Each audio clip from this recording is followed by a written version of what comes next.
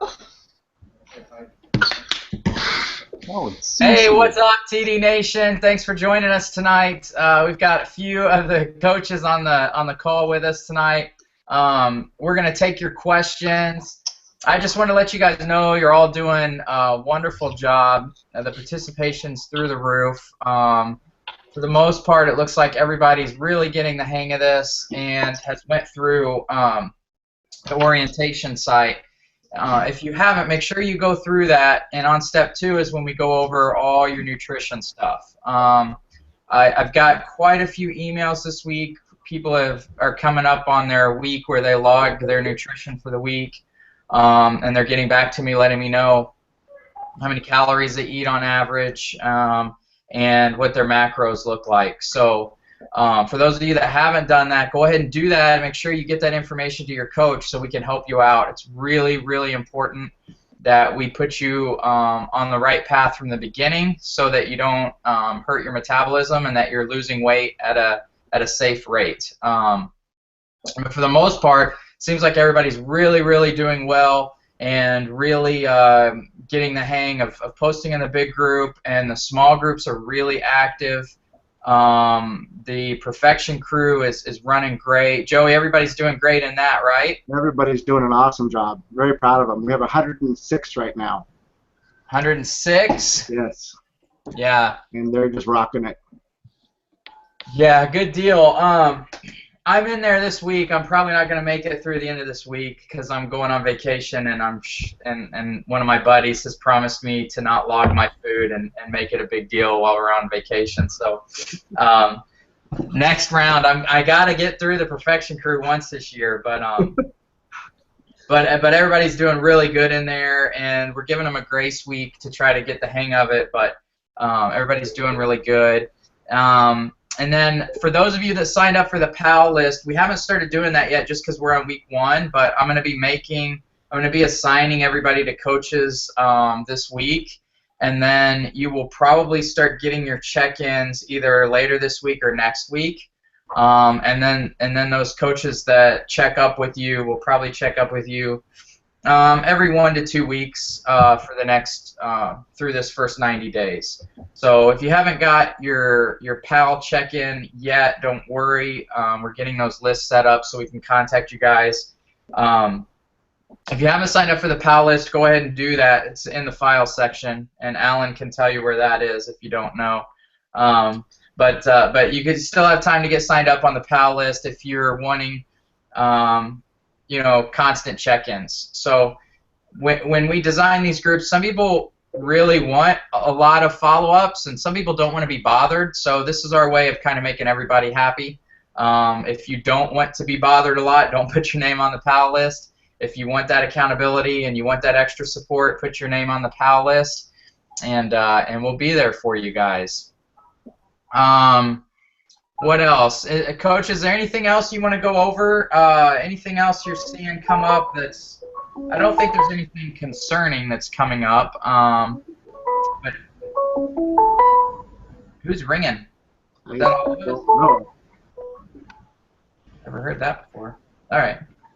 Someone got it taken care of. I've seen a couple people, not a lot, but a few people are having a little bit of discouragement already, and that's normal. The first week is always really exciting. Everybody's really charged up, and after that first week, it kind of gets hard.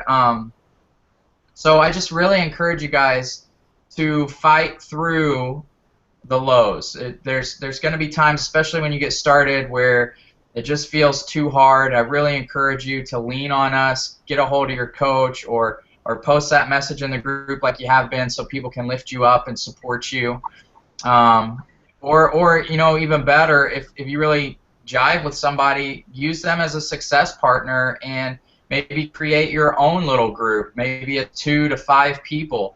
And you 2 to 5 people, are talking and checking in with each other every single day.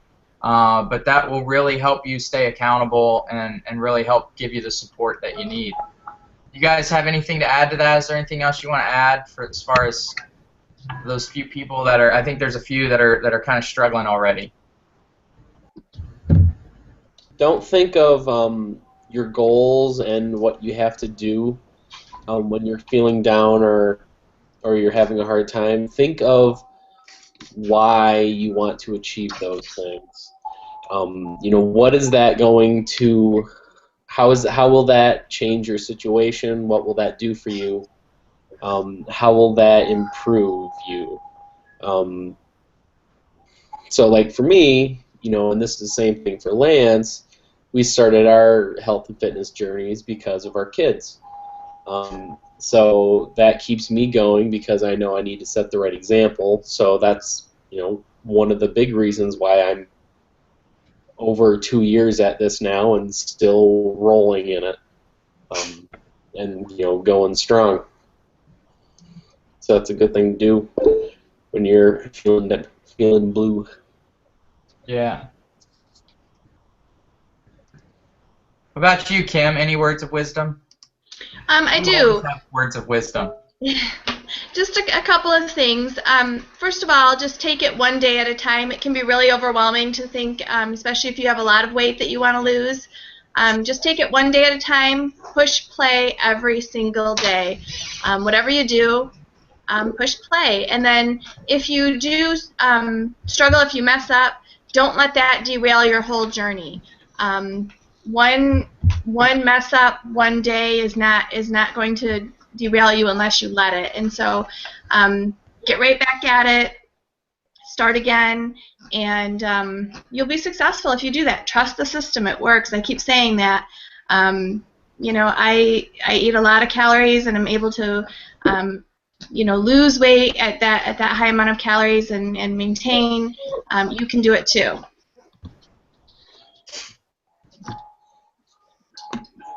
Yeah, awesome. Good stuff. Yeah, there's been some people too ask, what can they do for resistance training? We've had that kind of question coming up a lot lately. And I, just to be perfectly honest with you guys, it's really hard for me to, I can't really, it's hard for me to give you some exercises and number of sets and time. I mean, it would take me hours to write out a complete workout for you guys. Some people have posted different sites where you can get sample workouts, and those are great. But if I'm being honest with you, when I started my journey, I tried to go to the gym and do those types of things myself, and I didn't know the timing. I'd do a set probably with horrible form, and then I'd stand around for 10 minutes and do another set and stand around, and I just wasn't seeing progression, and I wasn't seeing my body change. And then I got my first Beachbody program, and I thought, holy crap, this is how hard I'm supposed to work out. And it was a real shock to my system and everything that I've been taught. So while all these free sites are great, I really just don't think they're going to give you guys all the benefits of some of the Beachbody programs, because there's certain, there's very scientific reasons for the timing they have, the order they have the sets in there, and what muscle groups you're working, when you're working them. And then also form, showing you the form, correcting your form, giving you cues so you're constantly aware of where your body should be placed so that you're not hurting yourself.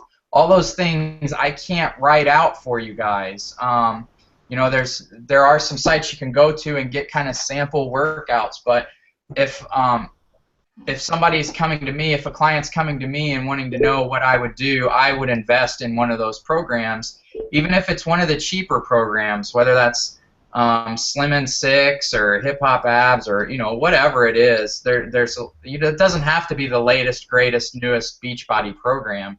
There's a lot of stuff out there. But if you really can't afford what's Slim and Six cost now? Is it like $20? I don't even know. Yeah, it's really cheap. I mean, it's cheap. If you can't afford $20, then we'll do our best to help you guys out, and give you whatever tools we can.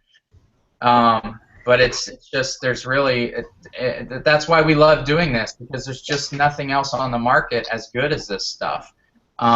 It really just teaches you. It's taught me everything I know. It taught me how to be a great personal trainer and a great P90X instructor. So I really think you guys will benefit from those. Let's see, what else? Anything else came up, guys, in the groups that you wanted to address? I can't think of anything else.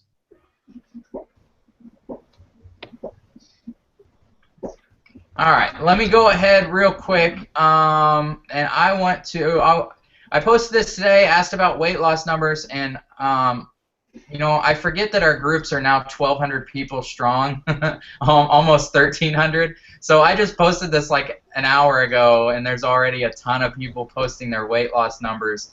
So I'll try to go through these real quick. Maybe we won't do these every week, but I just wanted to give some shout outs because week 1's over and you guys are doing awesome. All right, let's see. We got Penny Walters. She's down 2.4 pounds. Casey Irwin is down 4. Brittany Meyer is down 8 pounds since January 1st. Chris Paradis has gained a pound, but he's trying to gain weight. So good job, Chris. Tasha's lost 2 pounds. Phil Naylor 7 pounds. Awesome job, man. Let's see. Wilson Gomez down 4 pounds since mid-December, down a total of 23, so he's rocking.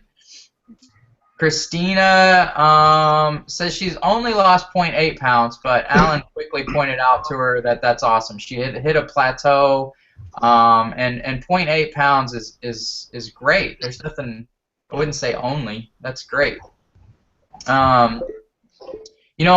Through my entire weight loss journey, I averaged 2 pounds a week. Some weeks I'd lose 2, some weeks I'd lose 4. It seemed like every time I lost 4, the following week was a 0. So I mean, I just really averaged about 2 pounds the entire time. So 0.8, anything 0.8 to 4 or 5 is great. Let's see here. Kimberly Ferguson is down 3.6 in week 1. Great job.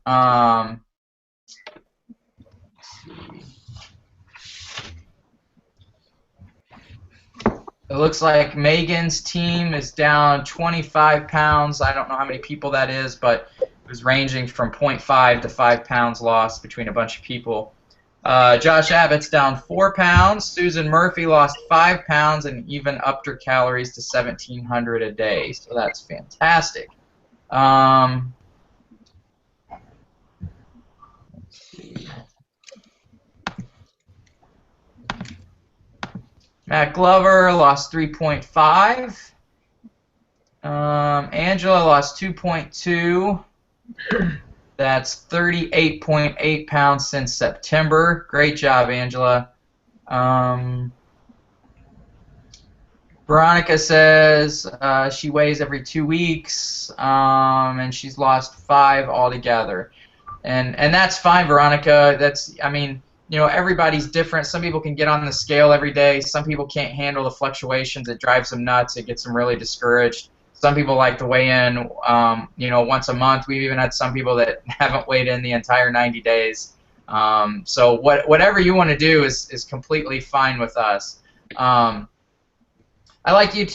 personal view is I like you to at least weigh in every 3 weeks. That way we know if the calorie intake you're on is working or not. Because anytime we make a change to your diet, anytime we add calories or subtract calories, we want to keep you at that caloric intake for 3 weeks to let your metabolism adjust and then see what your body does. So I at least like you guys to weigh in every 3 weeks so we know if we need to up your calories or lower them. Let's see. Steve Foster's down 2 more pounds and he's eating around 2,400. So if I'm getting that right, I think Steve Foster's down like 129 pounds now, which is just Insane. Crazy stuff, man. Christine hasn't stepped on the scale. She's saving that for week 4. That's all right. Nicole is down 2 pounds. Mandy's down 3 pounds. Paul is down 2. Brian Pope is down 5. Great job, Brian. Heather Jones. I haven't lost, but I haven't gained either. But I'm told there's a difference. So that's great, Heather. You know, the first 3 weeks is just kind of trial and error. So if you haven't gained or lost, that's okay. Keep doing what you're doing. I don't know. I can't remember if we recently changed your caloric intake or not. So if it was recently changed, keep it there for 3 weeks. Let's see how it goes, and then we can make adjustments. Because as you guys all know, this is a marathon, not a sprint. So we're not trying to get you know, the greatest 90-day transformation ever. We want to help you guys make this a lifestyle and lose weight without hurting your metabolism. So everybody's doing wonderful. Those of you that posted within the last hour are just, those are great numbers, fantastic. We've talked about this before, but if we see a number up there that where somebody comes back and says they lost like 12 pounds in a week, that's kind of a red flag for us. We don't want those really huge numbers. That means you're not eating enough calories. We really want you guys to be eating as much as possible and as many carbs as possible while losing that 1 to 2 pounds a week. And if you can do that, you're going to set yourself up for long-term success. So do your best to do that. Alan, you have anything else to add to that? You usually do. No? Eat.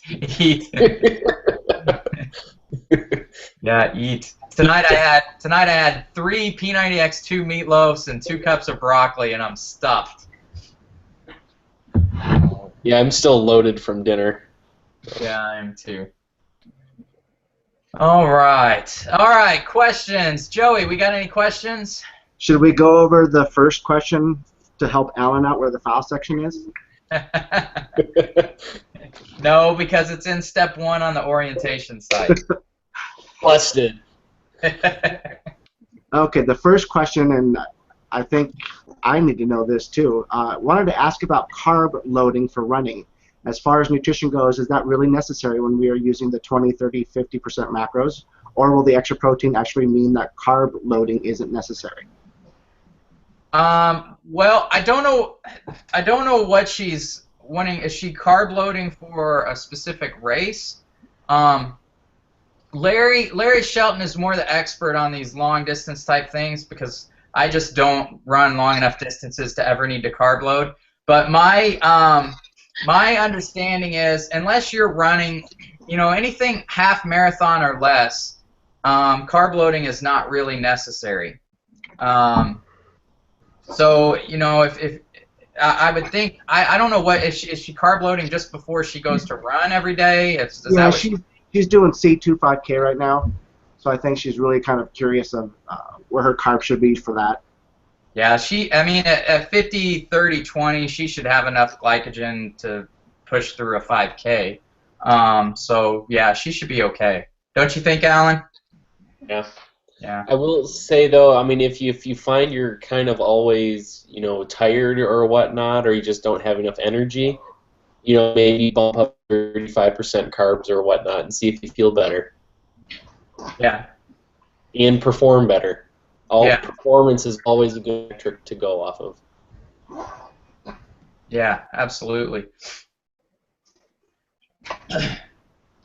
Yeah, so, I mean, before, yeah, I'd probably, if I was running, I probably would go to 40-40, but that's just my body, you know. I would need those extra carbs to provide me with the energy to get through it, so. I haven't eaten 30% carbs in a long time though, so I'm not. I'd be dead to the world, I think. What else we got? Okay, Elizabeth has asked how to get back on track when life keeps getting in the way. Yeah, that's a good one. So life's always going to get in the way, and I think the best thing when I worked full-time job and had that excuse too, if you will, that life got in the way. I scheduled my time before life had a chance to get in the way. So the only way I knew I would get my workouts in is if I scheduled them first thing in the morning. That way, you know, my kids were still in bed, my wife was still in bed. I didn't have time to get a headache and blame it on a headache. I didn't have time to be tired from work and come home and blame it on being too tired. My number one responsibility was taking care of me so that I could take care of my family. And that's really all it comes down to. I mean, if you really think of it like that, what other excuse is there? I mean, you've got to be around for your family, and you've got to be around for those people that count on you. So there's just no excuse that trumps that. So schedule time for yourself and get it done. Get out of the mindset that life is too busy, because we're all busy. Every one of the people down here, I promise you, is extremely busy every single day. My coach has, I use him as an example because I don't think there's anybody that has more to do than he does, but he has 6 kids, one's a special needs kid, and he owns 3 orthodontist clinics, has thousands of Beachbody coaches he trains, and tens of thousands of customers that he watches over every single day, and he never misses a workout. How does he do it? How does he get it done when other people who have a job and 1 kid think life gets in the way? Because he schedules the time and he gets it done and he doesn't make excuses. And I know that makes some people mad when I say that, but it's the truth. You can either make excuses or you can get it done. Some of us just choose to get it done. So I'm not being hard on you. It's just that you just have to get yourself to that place where nothing is going to stop you from taking care of yourself. I don't know how. I'm sorry, that may have not been really nice, but it's the truth, though. It is the truth. It is, and you know, I'm not, and trust me, when I was overweight and I was in the exact same place. I had every excuse in the book. I had 10 reasons why I couldn't work out every single day, and now that you know, I just don't have any excuses anymore. I know I can get it done. I schedule it. I get it done. And we've seen challenge group after challenge group, people come in and say that their life's too busy, and then make changes and realize that time is not an excuse. If it's important to you, you're going to schedule it and you're going to get it done. But you know, like I said in my speech at the Beachbody thing there, they asked me to speak. I don't want you to think that myself or other coaches think that overweight people are lazy, because we don't. It's just that, you know, at least when I was overweight, I always looked 26 miles down the road, and the task seemed too impossible. So rather than looking really far down the road, you got to just sit down, set out a plan, make small changes in your life, so that you can make big changes later in your life. So, and I think the most important thing you can do is schedule your workout first thing in the morning. And that means maybe going to bed 30 minutes earlier at night and waking up 30 minutes earlier in the morning. It's really not that difficult. No distractions at 5 a.m. Nope. Nope. And don't you feel, I mean, really, I'm sure Alan does. Alan, when you get up and you have that workout done, I mean, your whole day is, you're ahead of everybody else, right? That's my morning coffee. I know. Yeah, and I used to look at it, I used to get really competitive with it. Like, when I get up and work out at 5 a.m., I'd be like, I've done more than 98% of the world. Yeah! And I just feel so good when I got that workout done really early. So, what else we got, Joey? Why do I randomly start yawning during a workout? A lot of people do that. You need oxygen. I think that's the big reason, but I can't tell you how many people I train that constantly yawn, and maybe it's because I'm boring. I don't know, but really that's not uncommon. It's a very common thing. Because it's 5 o'clock in the morning. That's why. Because it's 5 in the morning.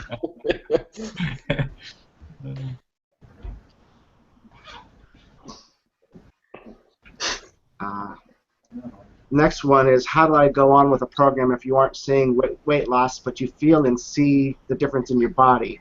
Because not seeing weight loss causes me to get discouraged. You want to take this, Alan? Yeah. I know you got a good answer. Keep going. A lot of times it can be you just need to optimize your nutrition. But I will say that not all progress is measured on the scale. Especially if you have a lot of weight to lose, yeah, you want to keep that going. But if you're getting closer to your goal, a lot of times you can make some big time progress without losing a single pound. When I was doing a year ago, P90X3 and P90X2, for 5 months straight, I did not lose a single pound. I was bouncing around 171 to like 175. But during that time, I was watching my before or my progress pictures and taking my measurements, and I went from 11% to 7% body fat, which is really good progress. So, if the scale's not moving, give it a few weeks, and if we need to, then talk to your coach, and we can mess with your nutrition to get the ball rolling. But pay attention to performance. Are you getting stronger? Are you getting more endurance? Those types of things. Body composition. Are your measurements changing? Are you getting leaner just physically? Do you look like you're improving? So those are all things. So the scale is only one aspect of progress. So try to keep that in mind too. But yeah, it gets frustrating, especially if you have weight to lose. But we probably just need to make an adjustment after a few weeks.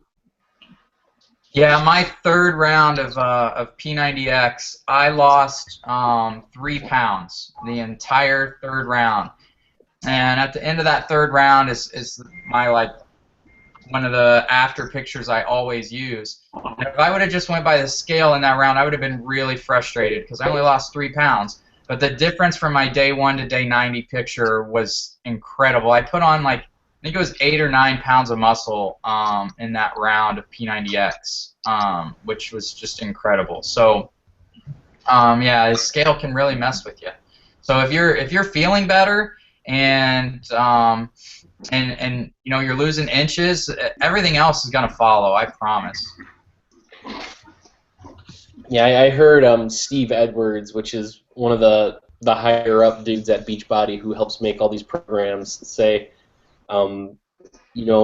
changes in body composition always follow improvements in performance.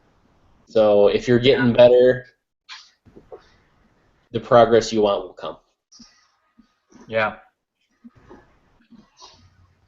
All right, Joey, let's do one more. Okay.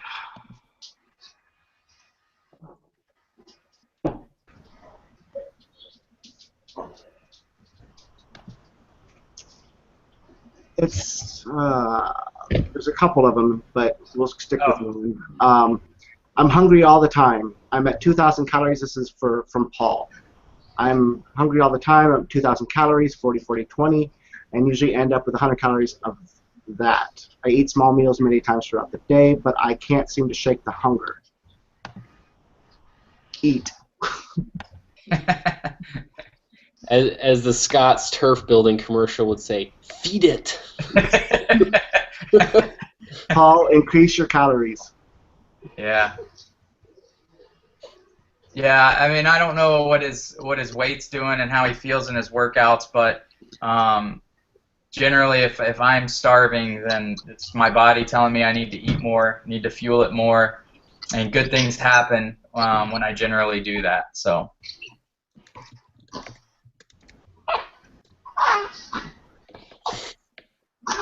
All right, is that it? We got one more. Let's do one more. We'll do one more. I apologize, but I'm curious what programs people are doing. I've got Pump, Combat, and X3 combo going on. There are certain workouts in each program that I like or don't like. This is my solution to the temptation to skip. Yeah. Well, you know, there is science involved with Beachbody programs and why they schedule certain workouts at certain times and rest weeks when they do. That being said, I want you to do whatever keeps you active, and I realize sometimes, you know, the same workouts can get a little monotonous, a little boring. So if you need to change it up, I'm okay with you changing it up. The only thing you really want to avoid is hitting the same muscle groups, you know, back-to-back days. So, and I think the program she said, what'd she say, P90X3, Combat, and pump. and Pump. So, I mean, yeah, I haven't actually done Pump, but I know it's just high reps. But I assume, do they target body parts, specific muscle groups in their workouts? I assume they do. It's not more of like a total body kind of thing every day? From what I've seen, it's kind of geared like X3.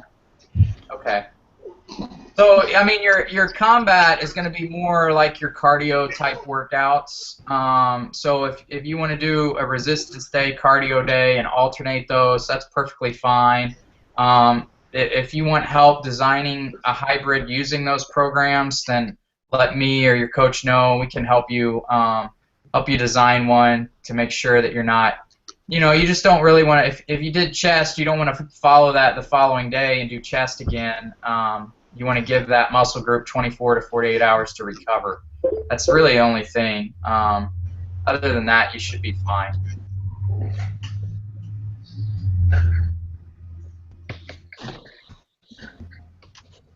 Okay, that's it.